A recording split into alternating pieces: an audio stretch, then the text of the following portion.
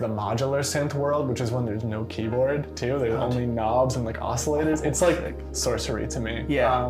Which is like crazy that I've been playing music so long and some things are still like make no sense. And that's one of those things. In the long run, I think that that is the look of your platforms when you are focused on the users and not the company making profit, right? So it was his private studio. So more than like, think about like a country having like a public media or things like that. Like his personal studio was more like the biggest balling than theirs were, which is sick. Like that's like my goal. That's really sick. Yeah, that's really cool. Welcome back to the I Feel You Break Room. I am your host, Eddie Wise, and on this episode, we are talking to our dear friend, Jorge. Jorge is a Brooklyn-based indie jazz musician and composer with influences grounded in hip-hop, psychedelic, and experimental music. On this episode, we talk about the new Project Feel film MABOYA, the recent reselling of BandCamp, and a couple of EPs that you're gonna wanna listen to. The Break Room is a new thing that we're trying with the vodcast, so please let us know how it makes you feel and if you are interested in seeing more. Please don't forget to like and subscribe if you enjoy the content that you are seeing right now. And without further ado, enjoy the episode. Oh my gosh, look at us. Back again. Yeah. Season 2 or season 1? I think season 1. I think it was season 1. It was in 2021. That's crazy. I think August, maybe? Yeah, it feels like longer, to be honest, but I feel like we were very different. For sure. Yeah, a lot's happened. A lot has happened since then. It was when the last time you were on the show, on the podcast, like we just said, 2021, you had just released, we talked about the single Bridges. Was it Circling? Yeah. Yes. You released Circling back then, which is wild to think about. And we've done so much since then. You've done so much since then. And I'm happy to have you back on the show for another episode. Yeah, happy to be here. Yeah. We are doing it a little bit different this time. As if you watched the previous Break Room episode, this is another episode of the I Feel You Break Room. And this time we decided to have this conversation with Jorge, somebody we love and admire. And we're always happy to have in our circles and in our projects and stuff. So again, thank you for being here. A few things we got to talk about, okay? First thing that we want to have a conversation about is recently you were a part of a project called MABOYA, and you were the composer of the soundtrack of the score for the film. And it was some incredible work, something that was a highlight of the film for sure, for me at least. And you also posted a video talking about your process and stuff, and that was a really cool experience as well, just to see into your, what you did with that. And with everything being out and it being released and you seeing it for the first time, how do you feel about that experience altogether? Yeah, it was a very interesting project to be a part of. It was a nice quick turnaround. I wrote the score in a day. That's crazy. Really in like a couple hours, to be honest with you. But it was only 5 minutes long. Yeah, so I do this work for other things. So I kind of have a pretty good instincts and muscles with that.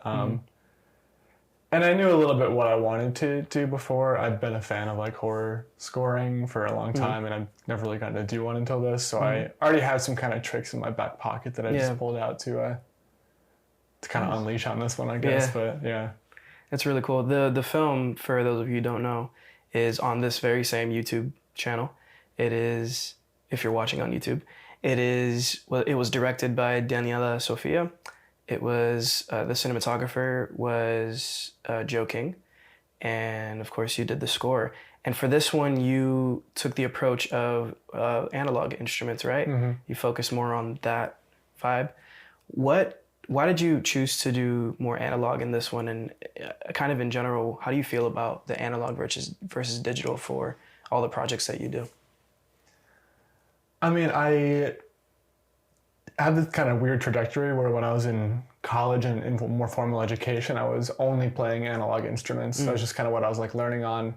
And then when I graduated, I just like didn't have any money or like resources. So I was just like using a laptop quite a bit more and doing more digital stuff. And as I've been working and like kind of building what I do, like I've acquired instruments and like pieces of gear and been able to kind of piece together a studio where now I can kind of make fully like they call it like outboard when everything's like outside of the box, fully like pretty outboard records. I still use plugins to mix things and all that kind of stuff, but I kind of treat the computer like a tape machine, to be honest with you. That's cool. That's a cool way to think about it. I think I mean, digital is really fun, honestly, and I learned a lot doing it, and I still tap into that once in a while, depending on the gig I'm doing, but just like my way of capturing nuance is very like physical. So being able to like have my own touch on the instruments and like play rhythms the way that I want to, or kind of like swell dynamics the way that I want to, that's sort of like a driving factor for me. And I feel like I have a lot more tactility with analog gear. That's great. I'm assuming, or is it, correct me if I'm wrong, when you said you went to, when you were learning, analog instruments were kind of like where you started and that's where you learned a lot of what you know. Is that like common when it comes to people who, I guess... Well, I went to school for like jazz music, so I was like, that makes sense. I was just playing all day, I was playing saxophone and then I was taking classes in piano. So those were kind of my two that I was getting heavily into at that point. That makes a lot of sense. Yeah, I feel like when most people do, well, maybe not actually. Now that I think about it, I don't know much about the music world. Well, I know more than probably the general audience member. But when it comes to schooling, it's like, I just was thinking like, oh, you go to school for music, it's like production, right? You like produce music. Yeah, I didn't go for production. School is myself. Yeah. School is like, there's so many different ways to, involve yourself in music, and jazz, going to school for jazz, specific to. I feel like that's one of the genres where like you listen to music and it's all people playing instruments. It's not really anything digital in most cases. Exactly. Right?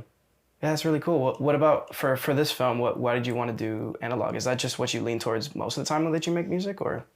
Well, I knew it was going to be in black and white and sort of have a, the grainy kind of film tape sort of vibe in general. Yeah. So I do like to kind of lean authentic on those things and. It's more fun, to be honest. It's like I don't like just searching through sound libraries for hours trying to find a sample that works, or like finding a MIDI instrument that works when I can just like put a mic on something and like line up some pedals or do something kind of fun and more tactile. Did that answer your question? No, that definitely answered my question. Yeah, that was great. I love I love that you do lean in that direction, and that for this you specifically spotted that creative opportunity to match up what you're looking at with what you're playing. That's a skill for sure, and something that, with your unique skill set, you were able to achieve, and it sounds incredible, like I said before. All of your music sounds incredible. I love it. I've always loved your music. It's always been a vibe, especially live. It's so incredible live. Seeing you at some of the Soulflower shows and also the Project Fuel events, it's always a pleasure. And, being able to see that in that context was great. Speaking about your other music, you are, you would consider yourself an independent artist, right? Yeah. You release music independently and you look for opportunities, I'm sure wherever you can find them, especially since you're heavily involved with like sync music as well. And one thing that a lot of musicians find incredibly important is where you release your music and where you consume your music as well. I think that's something that we think about a lot, and that is in a lot of the conversations that you have as a musician, And one of the things that we wanted to chat with you about is that one of the platforms that people look to, especially more people who are really, really into supporting artists specifically and have their, very specific taste in music, one platform that people use is called BandCamp. And I guess to start off, if you don't mind, just telling us a little bit about your experience with that platform specifically, just like I've been using BandCamp since I was like 14 years old. Jeez, that's crazy. Especially when I was a teenager. BandCamp was like the hub for DIY music. Where we were still kind of in this weird hybrid world where like people were making CDs still, and like I'm talking about the mid 2000s, like early aughts kind of a thing. I guess not early aughts, 2010s. Yeah. But it was like very decentralized, where like streaming really centralized things, I feel like. But it was the one place that whenever I saw like an indie band, a true indie band, not like a band on a label, but just a band that was doing it themselves, they would post on that, and like they could sell physical merch through there too. And I don't know, it just kind of became a really rich place for that type of music, I guess. And up through college, like, was the place where I discovered a lot of like punk and experimental music and people that just like were trying things out and not really concerned too much with like trends, I guess, which was cool. Yeah, that's very cool. I didn't have as intimate of an experience as you did with BandCamp. And to be honest, like back then, the easier music was to listen to, the better for me. I didn't really like look into, I wasn't like a SoundCloud kid or like, you know, I didn't do any band camping. But, you know, the reason why we're talking about this now is because it was sold again. So initially the people who created BandCamp, the team behind it, they kind of decided that it was best for them to sell the company. And they sold it to Epic Games, which is an interesting sell. Epic Games, the people that make Fortnite, they, I guess, wanted to branch out into different avenues, as most companies do when they get to a certain size. And they bought BandCamp, and then they sold it again. And because Epic Games had a ton of layoffs, they got a new CEO, and they decided to flip the place upside down. And they sold to SongTrader. You're familiar with SongTrader? It's like a sync platform. No, if I'm yeah, like sort of, kind of. I don't totally know what they do, to be honest. I looked into it at one point. It just seemed like another thing that you gotta like kind of shell out money for, to be honest. And like it was like snake oil, to be honest with you. But from what I can tell, scathing, but like no, I mean, from what I've heard and from what I can tell, it is one of those places where you go there with specific intentions, and people tell you to go there because it's opportunity, right? But then you get on, and there are a lot of people trying to do the same thing. Sure. So it's pretty saturated, and there's not enough work on the platform for people to find any kind of growth there or make any kind of money actually getting sync opportunity like they would with a different company that is more specific and has a smaller roster, right? And I guess one thing that BandCamp is known for is that they take a smaller percentage compared to other streaming platforms. So as like most streaming platforms will take 30% of your revenue, right? I think BandCamp takes 15%. Yeah, I believe so. Pretty sure. Yeah. And one thing that they do as well, which I'm sure you're familiar with, is BandCamp Fridays. And on that day, specifically, if you buy music or you buy any kind of physical merchandise from the artist, they get technically all of the profit will go to the artist. It's 93% after transaction fees and stuff like that, but it's one of those things that is just unheard of, where it's completely, you know, made for the user. And that's one reason why it's kind of scary that it's being like tossed around. Yeah, because if you lose that, then I feel like you lose a lot of your core base, right?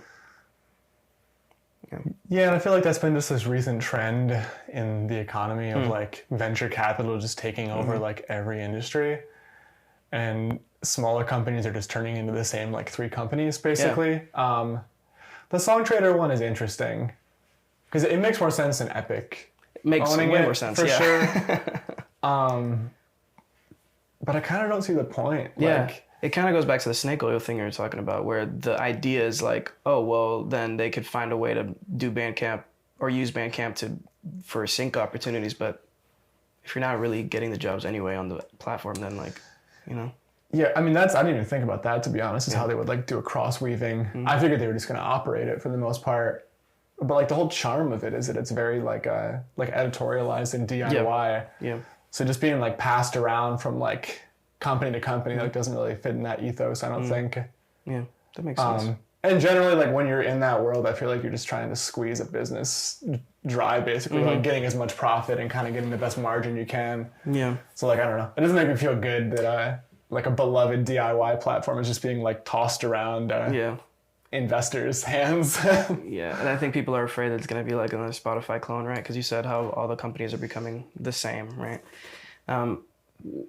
Question for you. Do you feel like it's still important for independent artists to try to sell music in that way, like on a platform like BandCamp, when I feel like most of my friends find it difficult to just get people to listen to the music on not free, but like in terms of the time that they spend and the money that they spend, it's essentially free when you think about the music. What are your thoughts on that?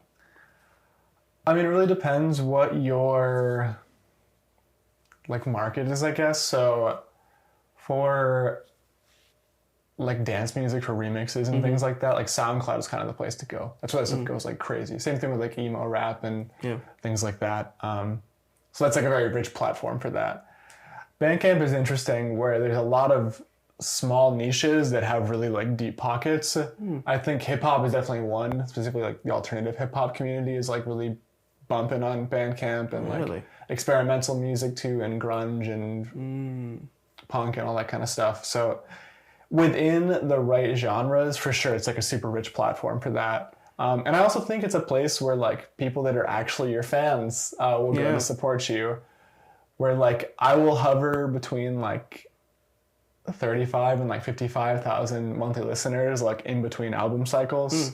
But like the like 20 people that go to BandCamp will buy everything I do. Yeah, that's awesome. And they'll be the ones to like send me emails about things they like. It's a very personal relationship, I guess, and kind of a cool one that you get to develop. And I don't know. Really I think it's a little more special, to be honest, than like a streaming platform. For sure. It's that concept of having a core fan base where most people on the internet, when it comes to independent music, are searching for virality. And you get those on platforms like Instagram and Twitter or X and other platforms. And Spotify and Apple Music would be the places where people go to listen to your music when you do become viral. But I feel like a place like BandCamp is where if you were to achieve some kind of relative success in a short time span, the biggest problem is converting those people into like core fans and making sure that they stick with you throughout your journey. And I feel like when somebody goes to BandCamp for your stuff, they love your shit. They sign up for your mailing list when they buy your stuff. Like that's like the most built-in marketing you can get. Like.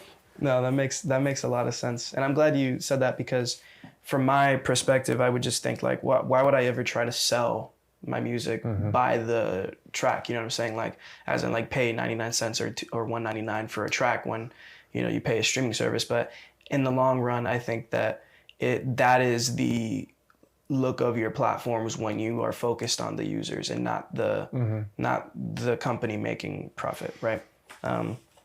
So I hope that it doesn't crash and burn. Yeah, me neither. I mean, it'd be great if it stayed going as good as it has been. It's also just like, it's cool. Like you go to an album, you can read the credits, you can really see the whole picture. Like when you go on Spotify and Apple Music, you have to plug your things through their visual medium. The interface. So like you get to kind of make it your own. Like, I don't know, it feels more personal. Yeah, and the fact that I can go on a Friday and just like fully give my money to the artist is also really cool. I feel like it's an opportunity for a lot of people to pay attention to. And something that I think we should promote more often. Like as an artist, be like, hey, my stuff is also on BandCamp. If you don't know what that is here is what it is. And here's how it can, how you can support me for real, not just like listening to the music, right? So that's really cool. And I hope that people listening to this who are independent artists find some value in the conversation. And if you have any thoughts on this, please feel free to share them with us. Next topic, more music, because all we talk about is music here because I love music, and I know you do too. You shared an album with us, and I'm about to butcher the names, but Robson, Jorge? I believe it's Robson. Robson, Jorge? Yeah. Okay.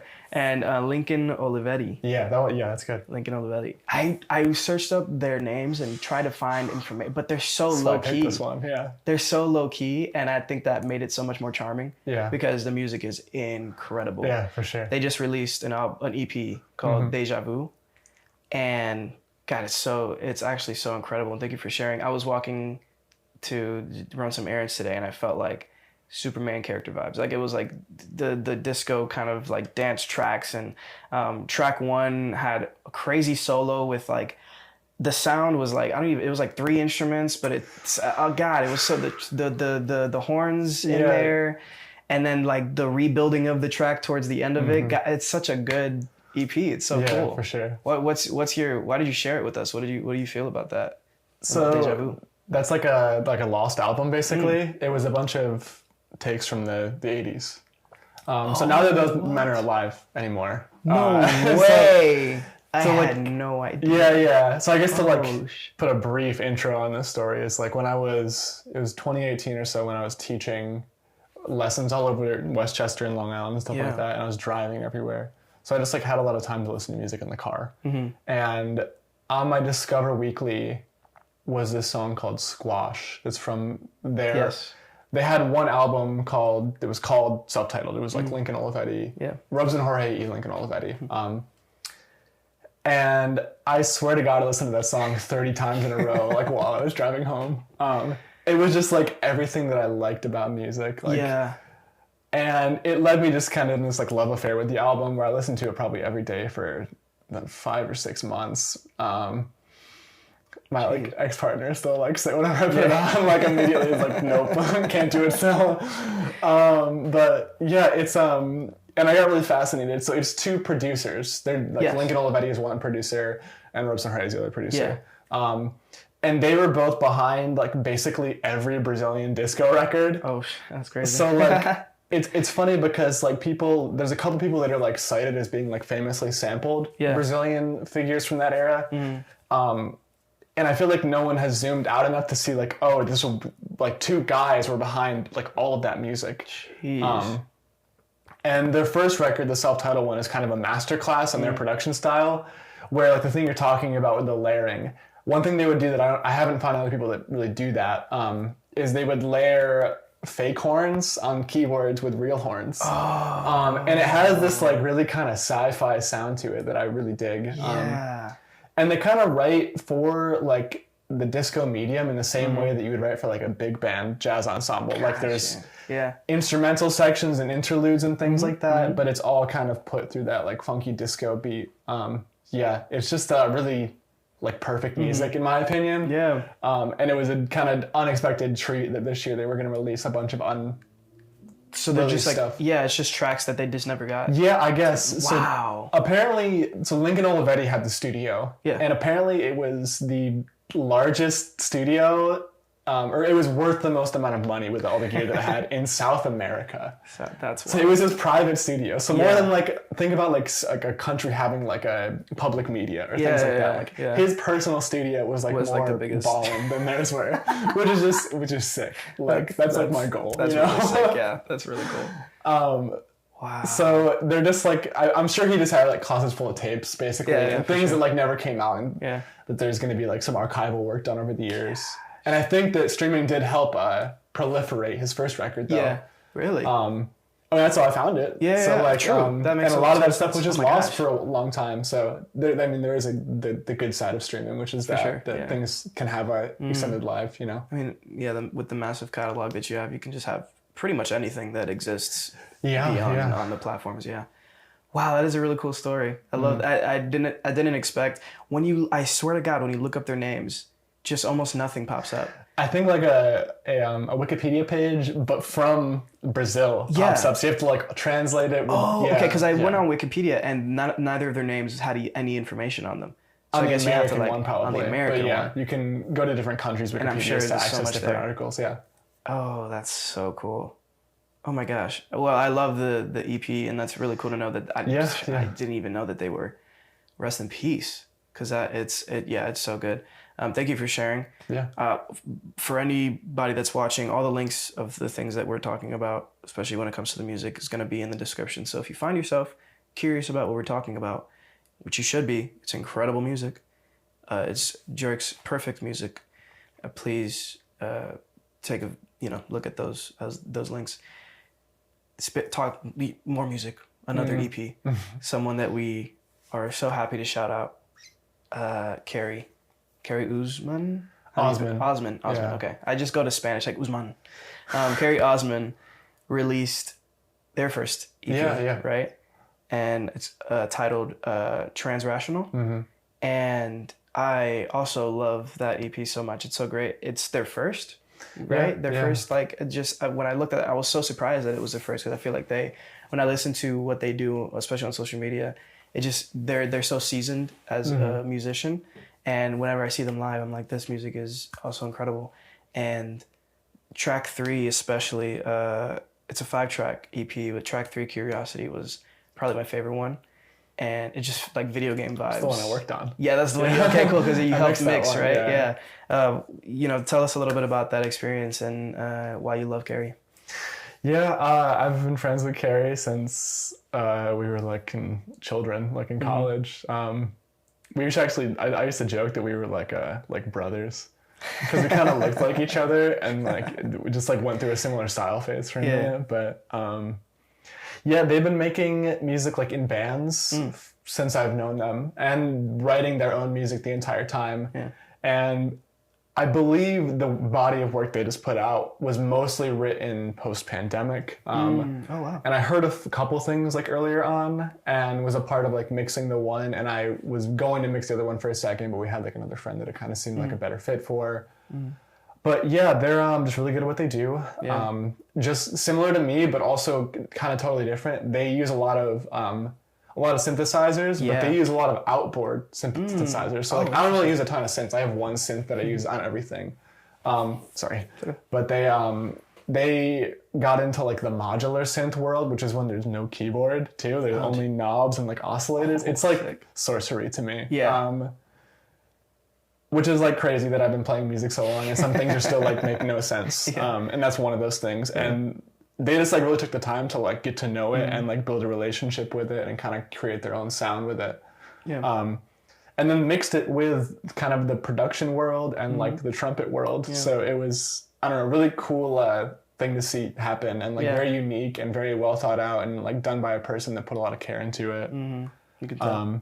And just like wanted to research the instruments and do a really good job producing everything. Like it's just like I don't know. I'm super proud of them. They're my friends. So I'm like obviously very biased to it, but of course. Yeah, it's very good. Everybody should listen to it a lot. You should. Yeah, no, we're proud of them, and it was a pleasant surprise. And it was, when I listened to it, I didn't expect how grungy it was gonna be. It feels very like you know, I don't know how to, I guess creatively when I explain it, it's probably not musically correct, but it feels very like the tone. The tone of it is very low and kind of more grounded. And I guess I don't know why I didn't expect that, but I guess only because I've seen them play their main instrument, which is trumpet. And every time I've seen them play, it's usually more, well, I guess it's been with you pretty much. It's like more light. I mean, they played in an emo band for the past like... Wow, so I didn't... Like as long as they played with me, actually. So, and I think just like we both kind of dig more like rugged kind of sounding things. So yeah. That's so cool. And it's funny that's the track that I picked out, because it genuinely is my favorite track. And I'm glad that you were a part of that, because it's so cool. Such a funny coincidence and a meaningful one, I think. Yeah, shout out to Carey. Like I said, all of the description or all of the links for all of that stuff is in the bio. And, you know, please take a listen and just, you know, immerse yourself in the music, and, you know, let us know how you feel about it. Let them know how you feel about it, because that kind of support is what matters. You know, going to their page, following, making sure that they hear the love. And speaking of, I was gonna say speaking of music. I was like, you've been talking about music the whole time. With your music, do you have anything coming out next that's like jerk, you know? Yeah, I mean, it's gonna be next year probably. Yeah, cool. I'm I have a track list together right now that I'm working on, so I'm hoping to get it to my label in January and then have it come out in the spring. So we'll see if I keep that promise. Let's go. That's awesome. I'm glad to hear. It's not even a promise. I'm not gonna promise anything. Like it might come out there. We never promise anything. You only heard this because I asked. They did not plan to say this. And don't even ask about it ever again until you see it. Yeah. That's awesome. Well, thank you so much for being on the show again. Thank you for sharing your... thank you for having me. Yeah, your valuable perspective. It's awesome to hear about all of these things and hear from someone who is so ingrained and is really in love with music and does this for real. It's really cool to hear that. If you don't mind, to end us off like we always do. Do you have any words of wisdom for the audience today? Ooh.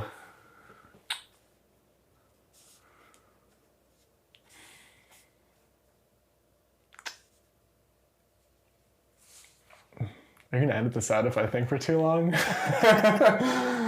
No. We're gonna leave it the whole time. Oh Jesus! Okay. No, I'm kidding. I got it. Drink some water. Take care of yourself. Be nice to yourself. Yeah. There you go. Nice and simple. Thank you so much for being here. Listen to the music that we shared with you. Let it guide you beautifully into your weekend. And thank you again, Josh, for being here. Jerk.